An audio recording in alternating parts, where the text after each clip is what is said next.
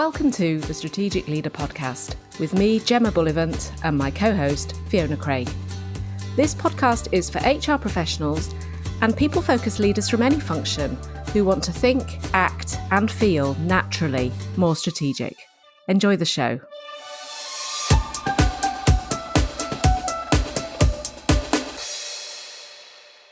Hello and welcome to the Strategic Leader podcast. I'm Fee Craig and I'm here with my co-host Gemma Bullivant. Hi there. Gem, you tell me, what are we talking about today and how did we come to be talking about it? Well, we've talked quite a lot about creating a strategy that we need that's going to deliver the results that we need for the business. But I'm not sure we've really gone into enough detail yet about how we get that strategy to be relevant to what the organisation needs. And it occurs to me that this is something that comes up all of the time in conversations that I have. Lots and lots of people are really often grappling with this question of getting the strategy to be laddered up to and connected to the overall business objectives. So today we're going to really go into how to get the strategy to meet the goals of the business. That sounds great. Why do you think that, and I know this to be true, but why do you think that sometimes people can struggle with the primary business purpose and objectives? Why is that not front and center all the time for everybody? Because it isn't really, is it? But why do you think it is? Well, I think we have a natural tendency to be focusing on what's immediately in front of us. And we don't come into a role or a self-directed meeting where I've decided I'm going to start talking about or thinking about the strategy. We are doing a day job. We are running the day-to-day. We have activity going on. So we have a massive long to-do list of things, initiatives, things underway, things we know are broken that need fixing, things that we aspirationally want to do within the business. We've got lots of people telling us we need a better this, we need a better induction system, we need a better way of finding the talent that we want. I'm coming at this obviously from an HR perspective. All these different wants, needs and wishes. And I think sometimes we think strategy is going to be a way for me to organise some of that and help me to roadmap some of that. And so we're almost coming at it from the practitioner perspective and then trying to fit it into the business perspective rather than taking a step back and thinking about the business perspective first and then going into actually, are we doing the things that we need to do to meet that business objective? So, I mean, we've talked a few times about the difference between kind of strategy and planning and then the actions that come out of that plan. And so we're saying that actually our day jobs are filled with actions, and it's quite a leap to zoom all the way back up to the top of the ladder and say, actually, what are we trying to achieve here as a business? And because I've got so many things on my plate, I love what you said about strategy being a way to help me organize all of the things that I've got on my to-do list. I think that's a really great way of thinking about it, because it can often be that, and I'm looking for a bucket to put all of my things in my list in, or a set of buckets. So it starts within the team and then goes up. But actually, what we're saying is that the strategy should start from outside your team. It should start with that higher level of what does the business actually need from my team at this point in time. Yes, and I think that's why sometimes we see that the executive team sessions that are had to start to think about strategy are actually off-site. They often quite intentionally off-site. Yes, they are. Because I think physically you need to have stepped away. You need and being physically away from the day-to-day office can really help you with that. And I think also a question I'm often asked is, what does a good HR strategy look like? What is an example of a good HR strategy or people strategy? That's And a I big don't question. answer to that because I need to know what that strategy is there to do. What does the business need in order for me to then look at the strategy and say, is this a good strategy or is this not a good strategy? Yeah. Okay. So there isn't a single answer, but the answer is a good HR strategy is one that answers the needs of the business at that point in time. Yes, and a useful analogy may be when I help clients when they're sort of on a job search with career coaching and that sort of support, I'll be asked, "Is my CV good?"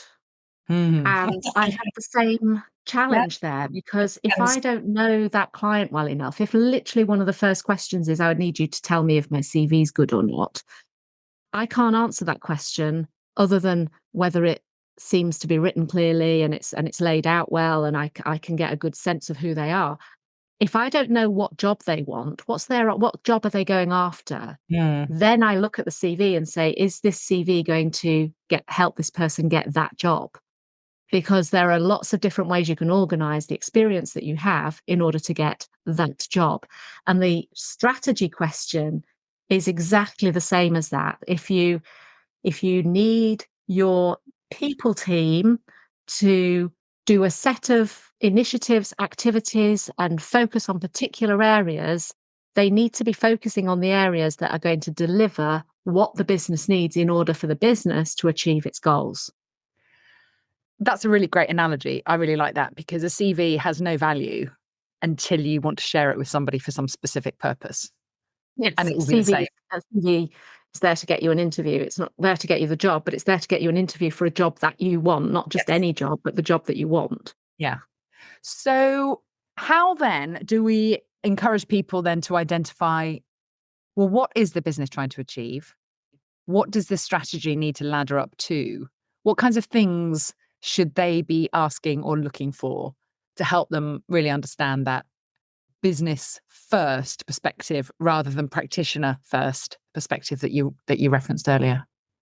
Well, I think paraphrasing how you've just asked that question is probably a really good place to start, which Mhm. is what are we really here to achieve? Talk to the other exec leaders, talk to whoever are the sort of the principal business leaders that are involved in setting the business direction. What is it that we're here to achieve? Now, this is a much more what you need from this is a much more specific answer than be the best X organization Mm. or be known for quality. We need to get really specific here. So what are we looking to do? Are we looking to grow the business? And if so, are we looking to really scale fast? Are we looking to sustainably grow? Are we looking to consolidate what we have? We're not really, I mean, growth is very, very slow and steady. That isn't our main aim. Our main aim actually is to mature, establish, get ourselves into that phase. Are we actually looking to diversify? We sell X and Y product and we now want to add Z to our portfolio. Mhm. How does that look? And therefore, what are we looking to do? And obviously, also, we need to know a bit more about why that's important. But the first and foremost is we've got to get really clear on the commercial aims of the business. What are we here to do? And what are we wanting to achieve? And I'm thinking about this question not from the very big conceptual make the world a better place type answers, Yeah. which So it's we not mission, often vision, get. values type stuff.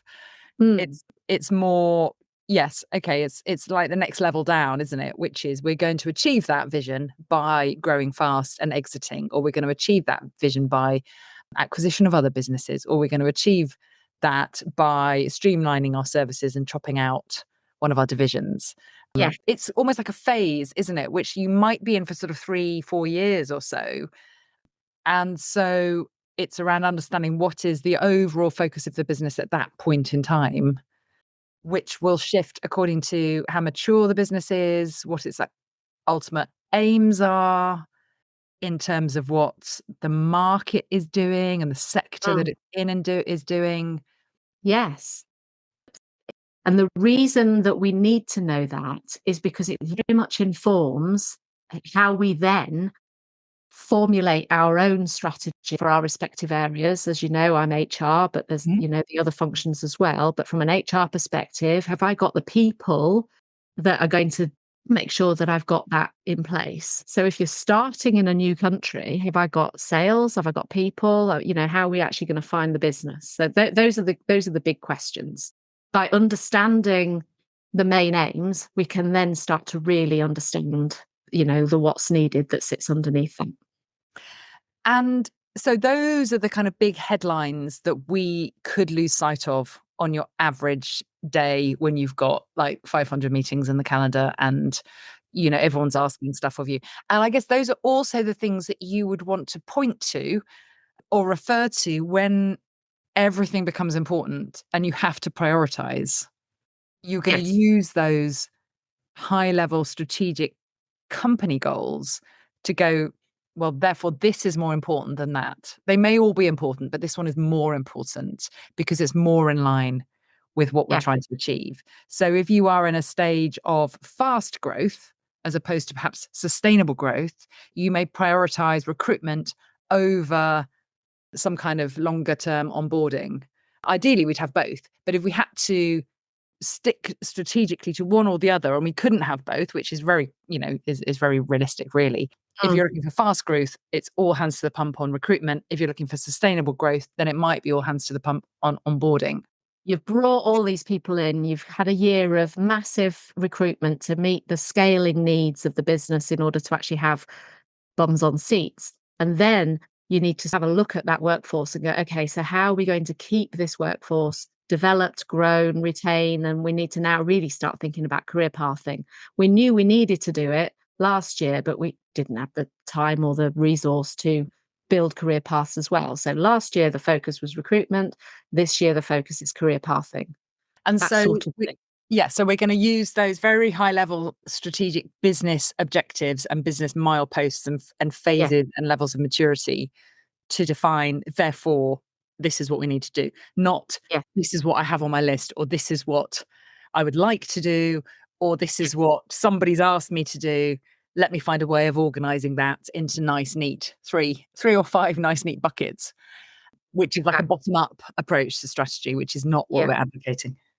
I think another really important question to understand fully, and if you've ever been asked to think more commercially, or you've ever had that read that really we need to start thinking more commercially, is to ask the question, how do we make money as a That's a good business? one, isn't it? And you've said in other episodes something similar to this, which is, where do we get our money? How do we make our money? Yes. Because understanding the company's business model from that perspective is really important. Are we making our money through service of the people? In other words, the people are the product, if you Yeah. like. They Making are professional delivering a services. Yeah. service. Yeah. Accountancy, law firms, consultancy, Mhm. anything where you hire somebody by the hour to do a particular service for you would be one example of that. Are we creating a product? In which case, we've got people who are creating those products, maybe innovating new products, but we've also got that cost question to think about as well. So, are we service? Are we product? Are we other types of business? I'm not going to list them all, but Mm. the how do we make our money is a Yeah. really important question. And And do we whilst it have feels very simple, I think it's often forgotten as an important question. And I really think that it's not everybody would actually be able to answer that really concisely. And it feels like, oh, of course I know, but if somebody asked you to articulate it, could you articulate it really well? 40% of our business is retained, 60% of our business is project based, for Mm, example. And that mm, helps you to shape your thinking around, and therefore, what should my strategy be? Is that the balance that we want? Is that what we're aiming for, or are we aiming to swap those over, or shift one up? Are we growing both of those, or are we just growing one of those at the mm. moment? Yeah, so understanding that business model of how we service our clients and how our money comes in is pretty critical, isn't it? And Yeah. I'm not sure that actually everybody across every part of the business could articulate that really clearly and simply. Mm, mm. And so it does feel like a really obvious question, but I really suspect it's not easily answerable by everybody who should be able to answer it. Yeah. And I think it really informs how you then start to prioritize or focus on particular areas of the strategy. Understanding the business is, I think, the first step. in really And getting yes. to a relevant strategy for the business. And so not just where we make our money, but I guess where does that business come in and how do we find that business Yes. is part of Yeah. that. How do we get our business? What's our way to finding the people that want to buy Mm. what it is that we do, whether it's a product that we produce or whether it's a service that we offer? Who's buying it? Are we direct to consumer? You know, do we work on trade relationships? Do we work through white labeling products for other parties to distribute? You know, these And are all kind of really big the fundamental questions, but sometimes I think people aren't always 100% clear on what the answers are. Probably there'll be multiple answers. We probably mm, do lots of different things, but just being mm. able to identify that is important, isn't it? And I think the answers to these questions don't need to be MBA worthy. I Oh, think actually they just need to thankfully. be really simple Yes. to articulate. We need Yeah. to be able to say we innovate and create a technical product that helps our customers, whoever our, and we define who our customers are, Mm. to be better at.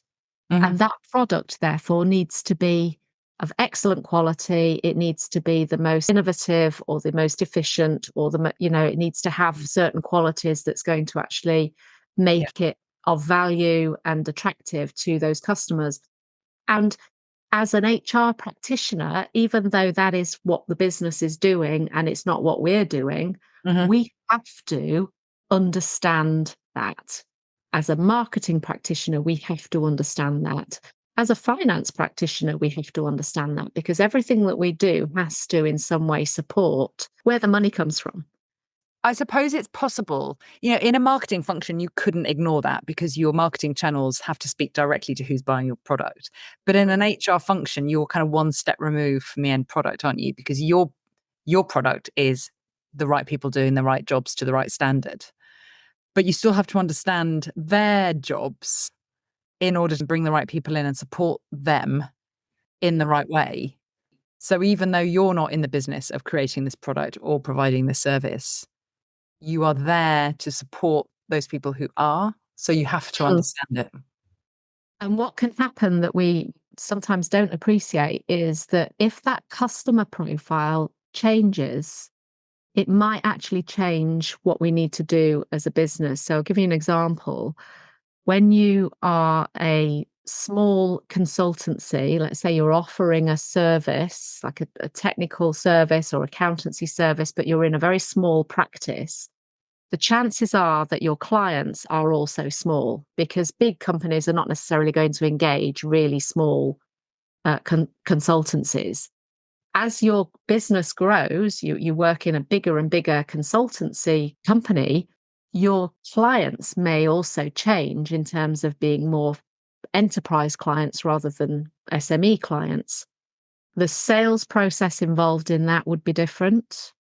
The governance, the infrastructure that you can show would be different. The skills involved and who's involved in delivering that service for that enterprise client might be different to your SME client.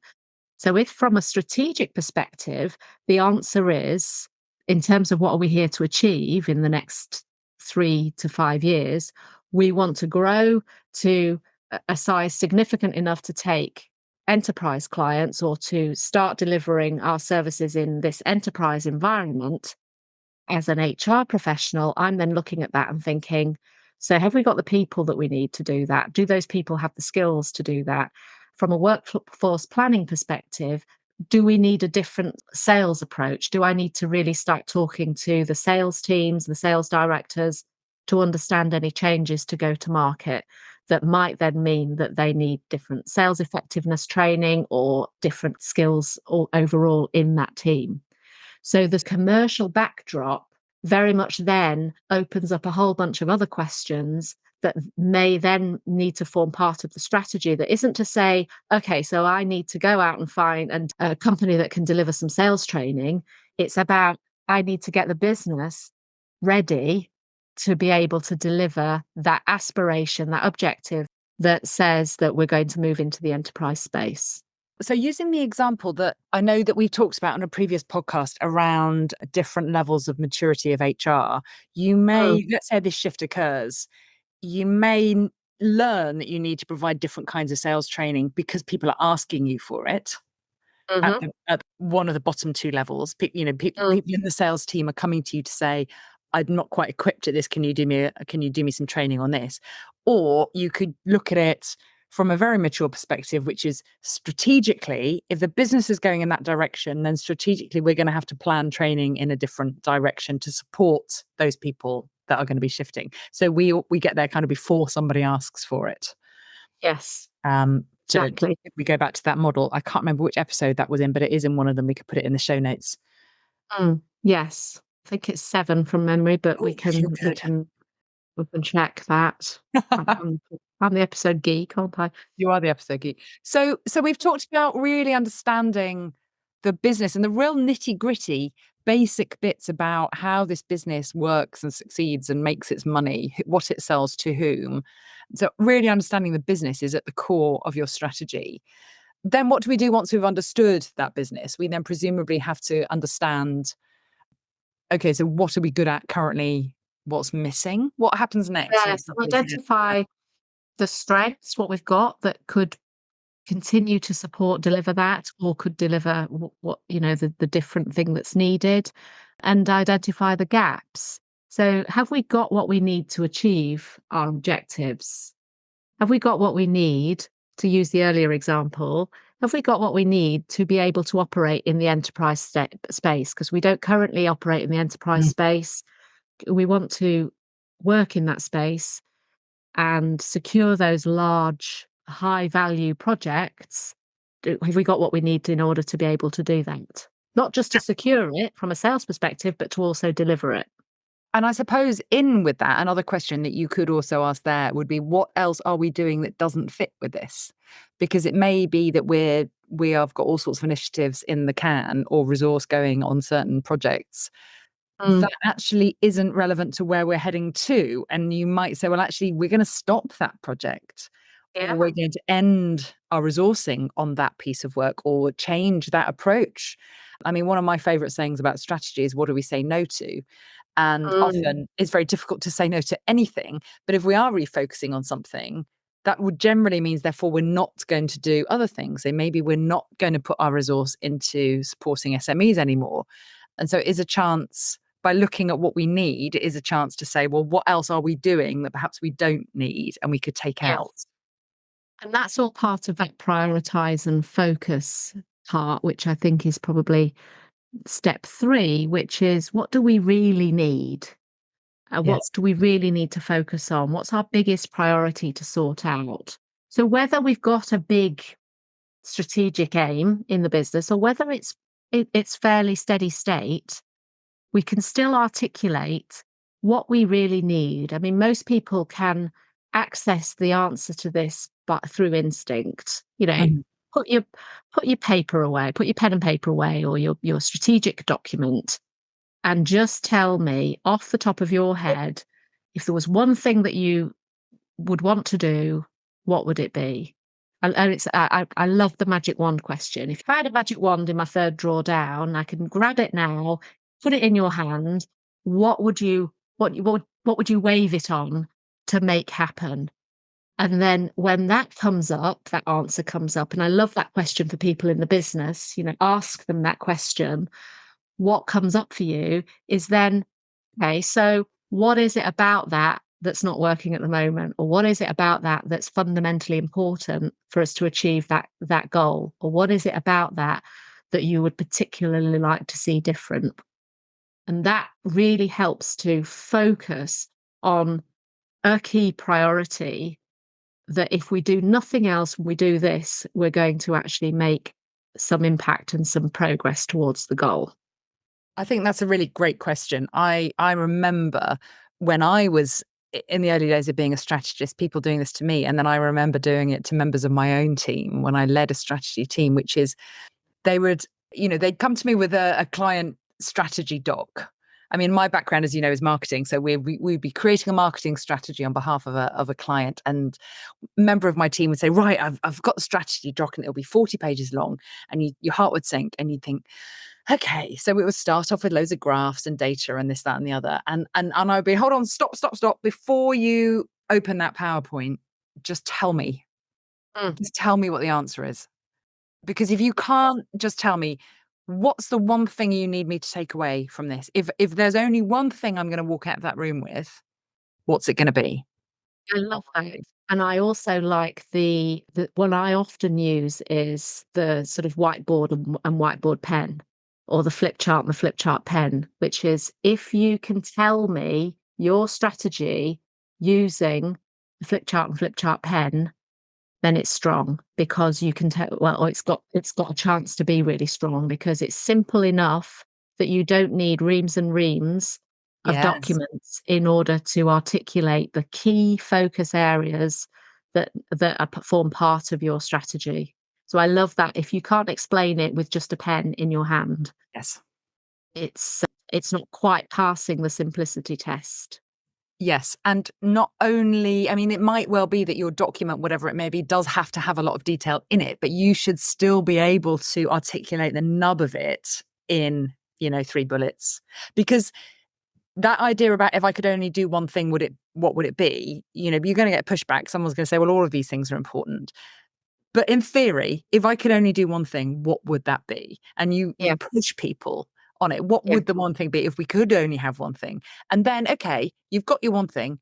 If there was a second or third thing, what would those things be?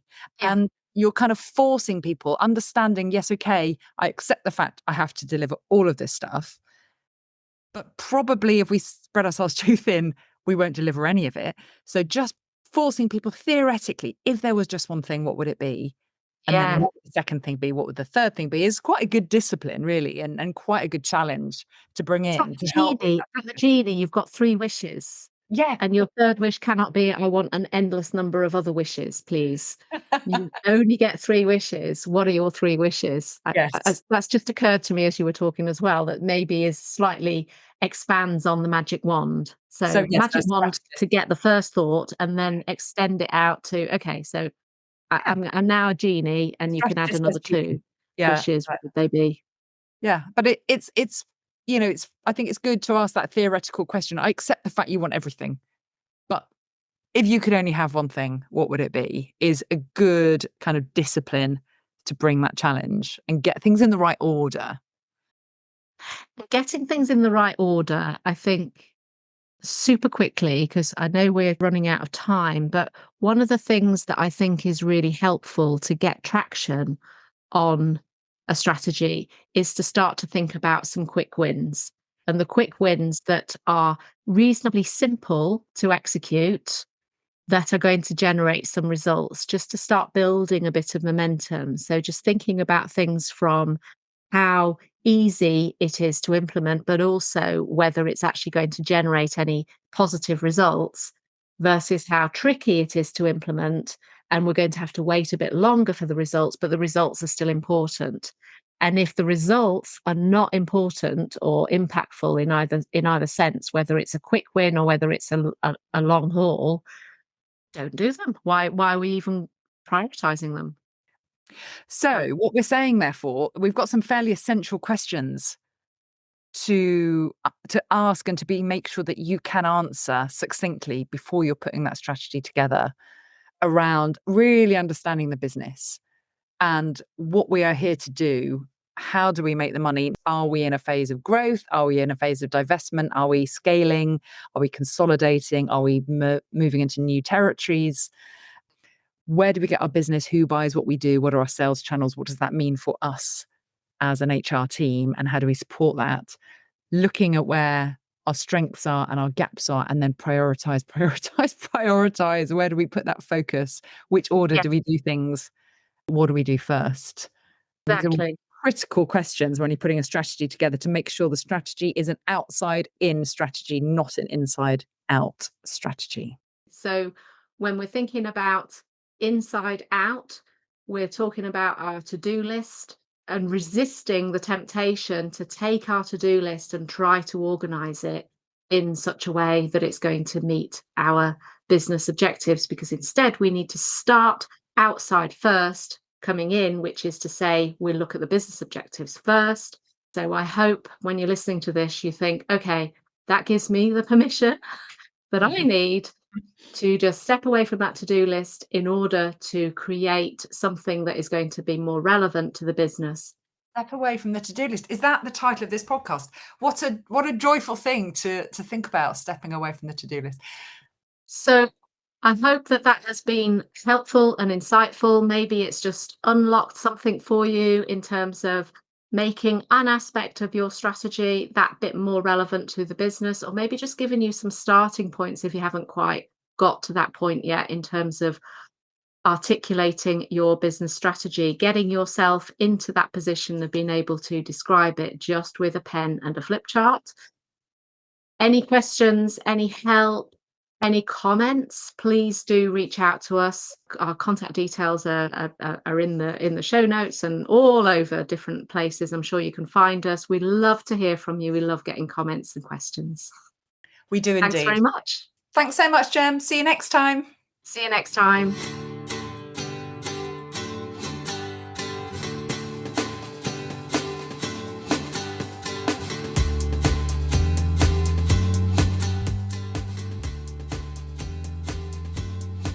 Thank you for listening to this episode of The Strategic Leader.